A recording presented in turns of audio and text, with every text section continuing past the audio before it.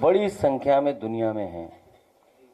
बौद्ध धर्म को भारत से बाहर ले जाने का काम और शांति का और प्रेम का और सद्भावना का, सौहार्द का जो संदेश दुनिया में गया है,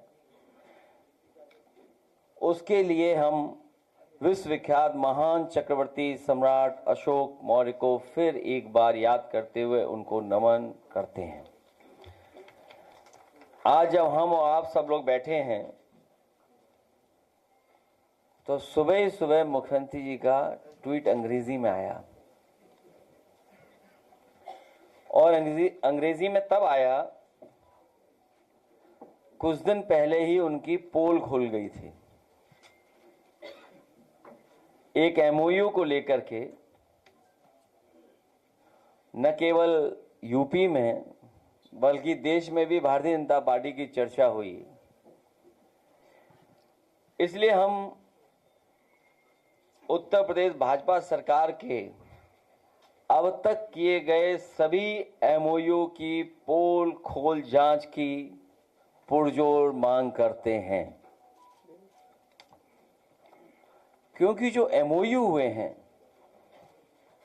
उन कंपनियों से हुए हैं जिन कंपनियों का कोई आधार नहीं था, कोई ऐसा फाइनेंशियल बैकग्राउंड नहीं था, केवल उत्तर प्रदेश की जनता को धोखा देने के लिए और एक माहौल बनाने के लिए।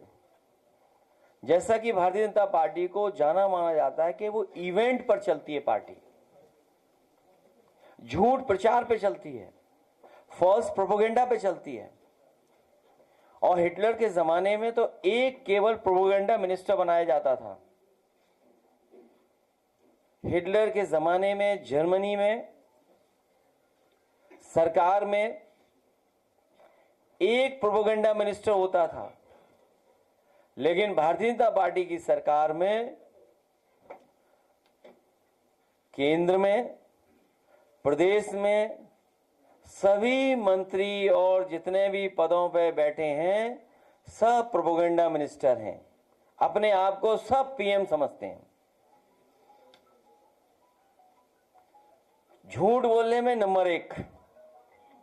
और ये बात तो ट्वीट पढ़ने के बाद ही पता लग गया कि ये मुख्यमंत्री जी ने खुद नहीं लिखा है। Under the visionary leadership of जो लोग एआई से पकड़े गए हों, जो एआई के माध्यम से उनकी पूरी जानकारी मिल गई हो, उनसे क्या उम्मीद करेंगे? तब जब सरकार का समय खत्म हो गया है। सरकार इसी में उलझी हुई है कि किसी को मंत्री बनाएं कि किसी को मंत्री हटाएं, वो भी तय नहीं हो पा रहा है। नवरात्र के शुभ अवसर पे कम से कम ये पुण्य का और अच्छा काम हो जाता कि कई लोगों के चेहरे कम से कम खिल जाते।